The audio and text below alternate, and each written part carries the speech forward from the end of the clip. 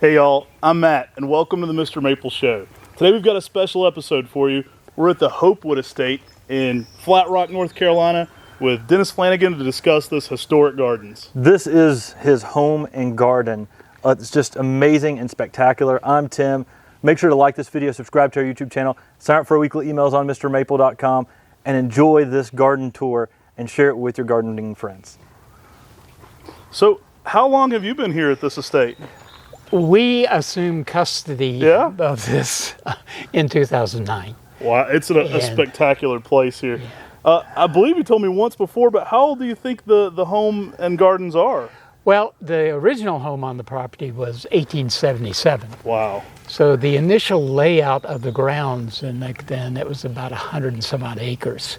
But the driveways, some of the plant materials that we're going to look at today, go all the way back to then. Wow. And we do have pretty spectacular Japanese maple from around 1890.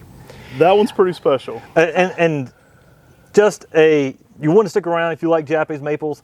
That Japanese maple is one of the biggest Japanese maples I've ever seen. Hiking through Japan, going to these amazing places, I've never seen a Japanese maple that has a girth around the trunk as big as the Japanese maple we're about to see today. I've been to Westernbird Arboretum, which is the oldest planting of Japanese maples in the Western world.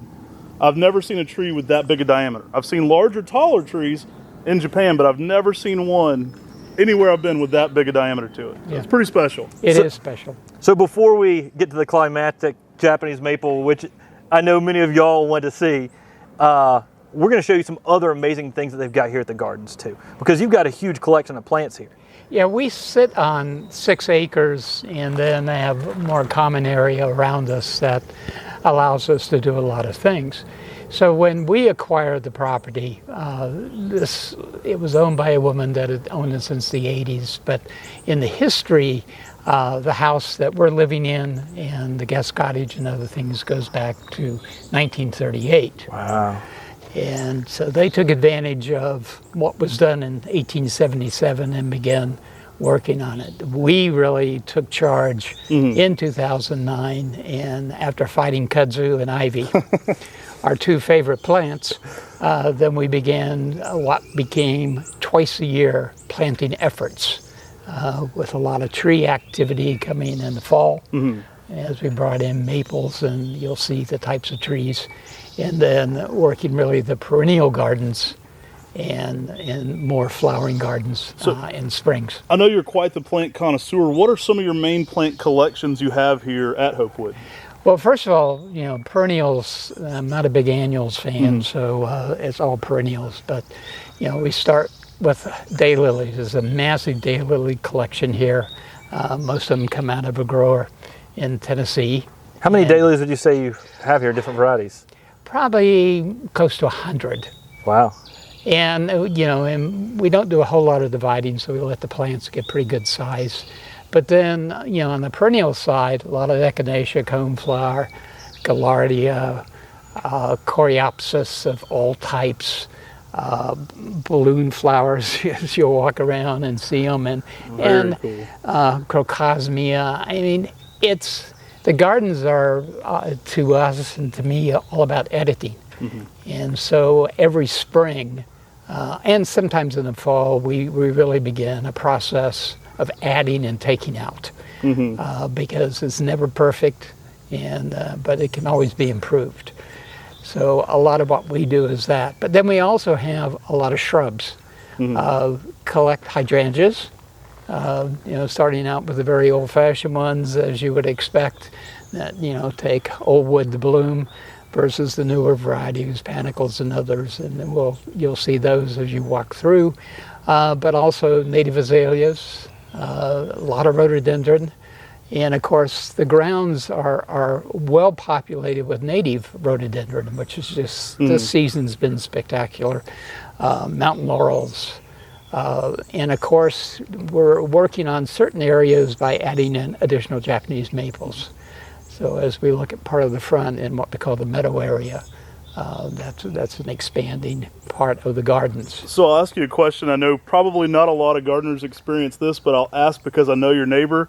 How much bears do you have to deal with in the garden? Is that an ongoing issue? Do you have to? Well, I think the bears like him better than Yeah. me. Yeah. Our problem is deer. Okay. So, you know, you put a daylily bud out there, True.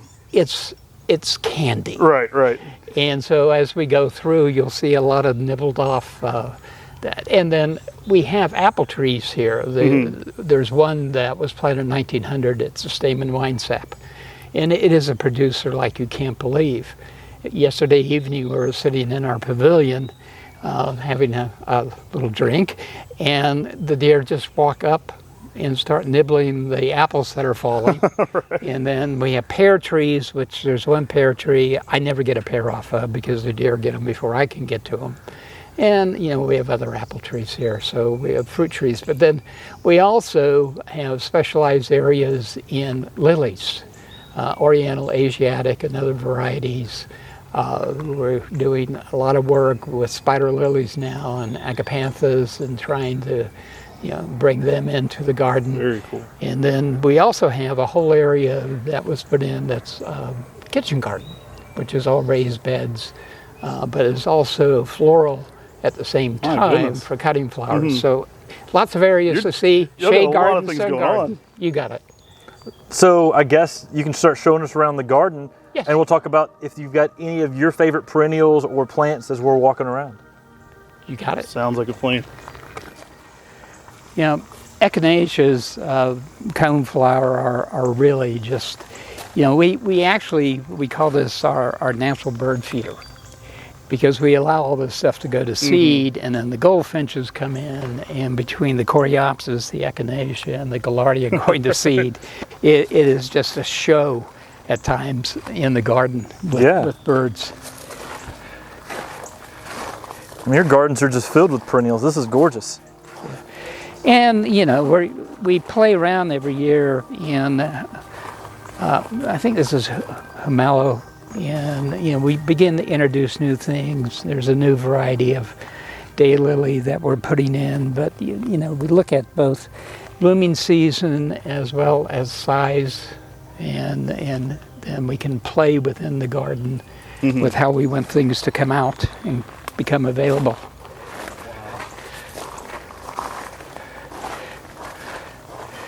You've got all aspects here as we get into this more formal garden here. Yeah. Definitely using the boxwood to the full effect here in the formal garden. Yep. And some nice emerald greens or smart guard. Yep. And, Beautiful you know, use for structure in here too. yeah. But you know, you look back in, everything creates sort of a vignette. So when you walk, and what we tell people to do is just quietly walk in these gardens, because they're very peaceful, and there's a vista wherever you look, and that was our goal. We also, you know, there's really 3 major blooming seasons, because we start with the bulbs, but then we have big plantings of all types of peonies here. Wow. And so when that peony season hits, everything from Ito and yellows to, you know, the more classic ones, it just continues. So I would imagine your dogwood season here is pretty good as well. it is, and this year it was good. Yeah. Yeah, because, you know, you can have bad years, Yeah. as you know, if we get a late cold snap. Wow. But what we did on this side was really orchard.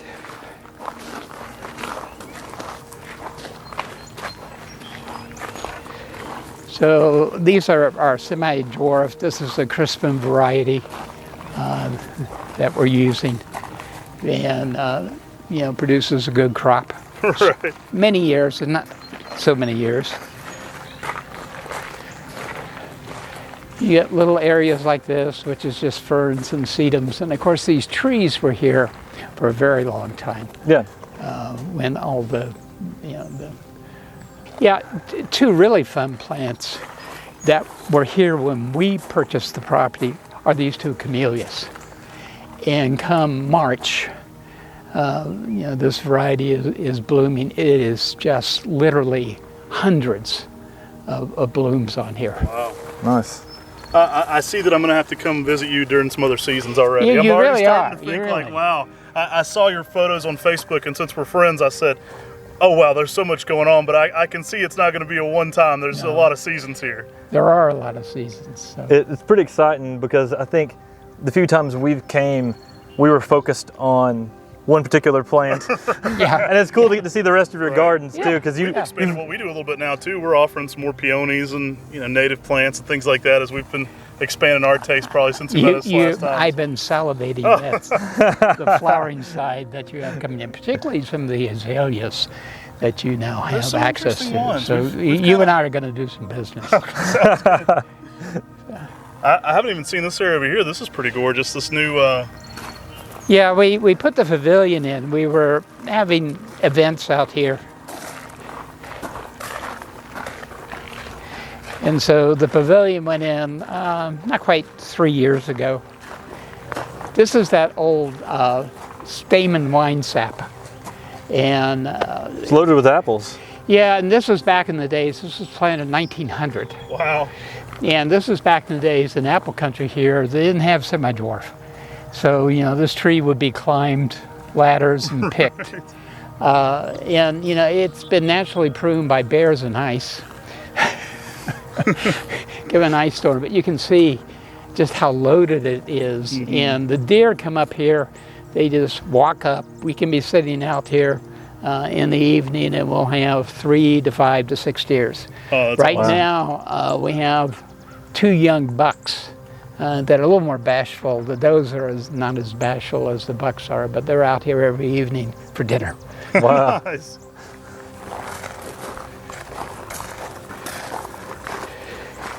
So we've experimented with azaleas throughout this garden, and these are the old gumpos which did not do well. And so now we've moved over. These are double white encores. Mm-hmm.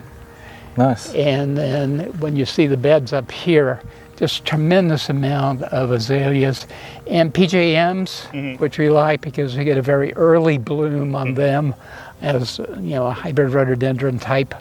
But really creating a lot of color, throughout the season. Yeah. Love it. So.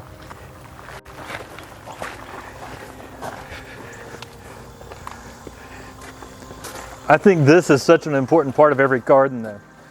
I think being able to get out and enjoy your garden and sit out in there and just look out and see everything that Yep. you've done. Yeah, because if you walk down here, my favorite place is one of these chairs of this. But when you look back into this, in this view, Yeah. there's nothing better with the evening breeze and a couple of deer running around, but you just look into this. Oh, it's magic. It's fantastic. And we've been able, this is native hemlock here, we've been able to save it with treatment, raise the canopy some. But the trees here, it's big hickory, white oak, black walnut. But we've also, you can see that some of the first maples that we planted, which are about 4 or 5 inch caliber when we put them in, are now sitting up there, pretty good size over a course of 11, 12 years. Yeah. And this became a new garden down here when we put the pavilion in, and became kind of a fun area to create some color.